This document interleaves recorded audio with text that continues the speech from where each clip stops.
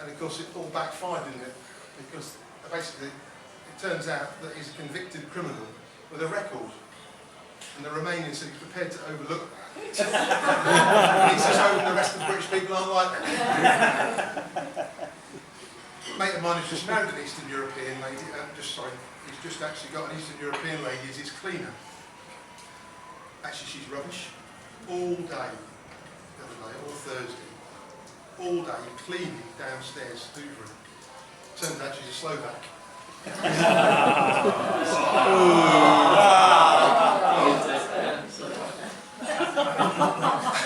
The government survey has just shown that 90% of illegal immigrants into the UK have come here because they want to see their own GP.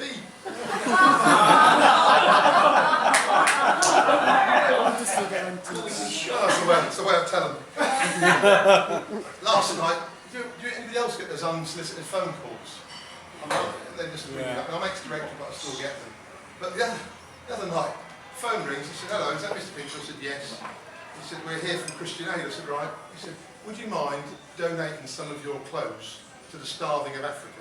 I said, "If they're bloody starving, they don't need my clothes."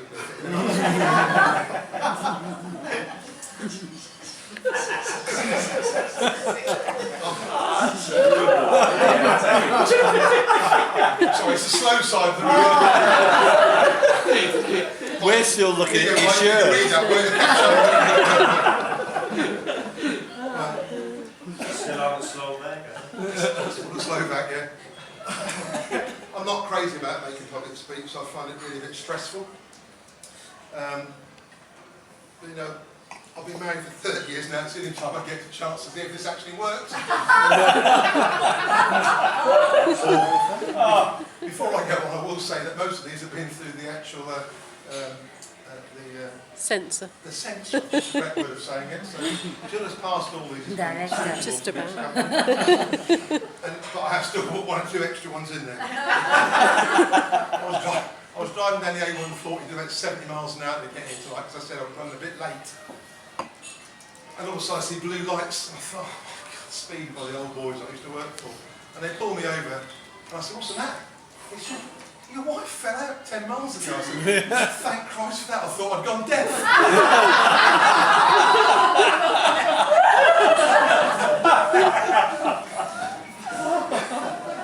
I took a single mate of mine home from work for dinner. Walked in the door and was met by Jill.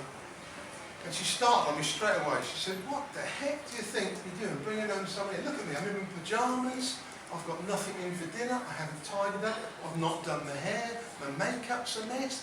What on earth are you bringing him home for?" I said, "He's single, he reckons he thinks he can get married." After years and years of research, scientists have actually figured out what really makes them happy. Nothing. They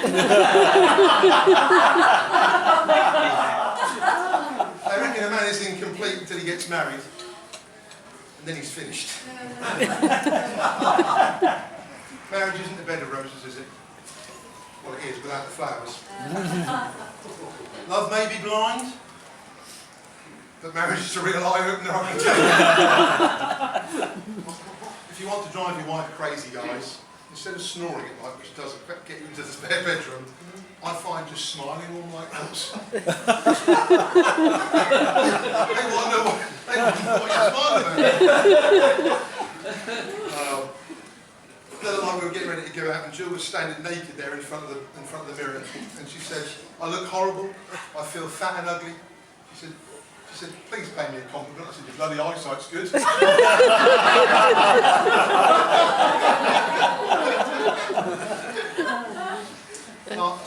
Tonight, she had a bath, she looked sweet, to be fair, and she's completely naked, she walks out, she said, "Look," she said, "what turns you on most, my pretty face or my sexy body?"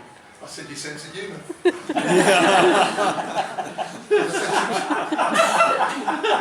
She was standing in the bath, and the door flung open, and she said to me, "Look, be honest." She said, "What do you think of this outfit? Do I look fat in this?" I said, "Well, yes, dear, but to be fair, it's a small bathroom."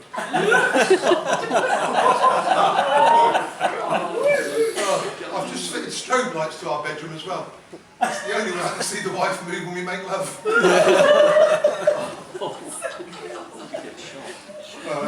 I can't complain. I've had sex nearly every night this week. I nearly had it on Monday, nearly had it on Tuesday.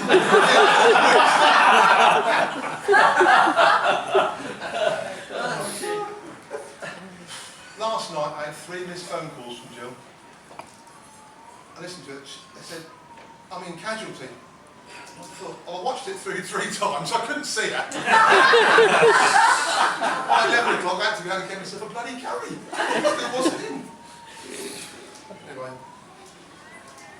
I was waiting in the kitchen tonight before he came out, and all of a sudden Jill comes all hobbling in. She said, did you hear me fall down the stairs? I said, I thought that was the start of EastEnders, dear.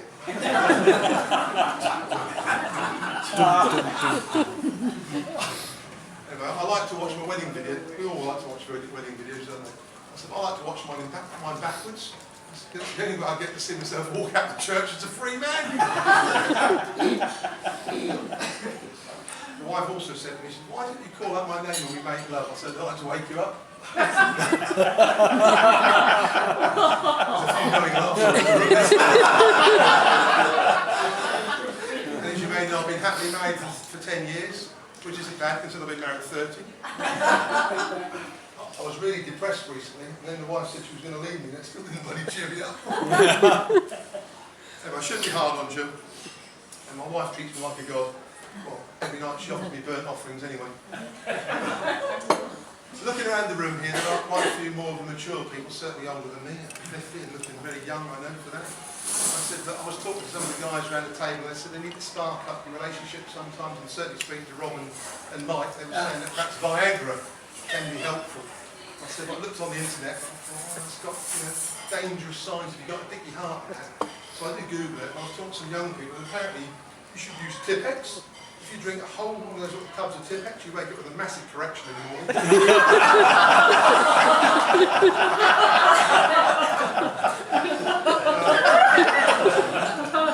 I was shopping in Tesco's, and this really attractive brunette, she goes, oh, fantastic. She's looking at me. And I walked out, I said, do you know me? She said, I think you're the father of one of my children.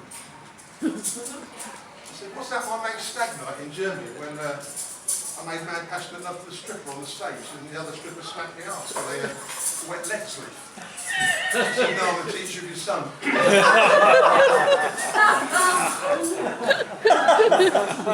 was an old...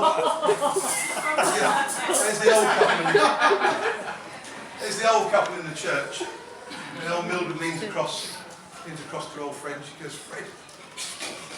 Fred. He said, what? He said, I've just let off a silent fart. What shall I do? Just change a bloody hearing aid.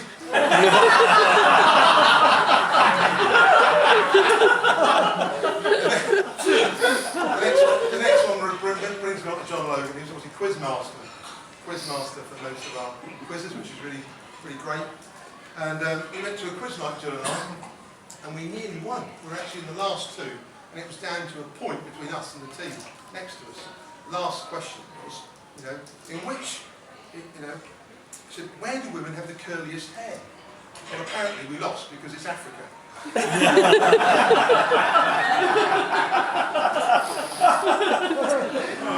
I least want to escape. Did you hear about the 2 Indian junkies? They snorted curry powder instead of cocaine. Both got taken to hospital. One's in a coma. And the other's still got a dodgy ticker. Anyway, last one for you before I sit down. They say a lot of bad things about paedophiles, don't they? At least they drive slow past schools.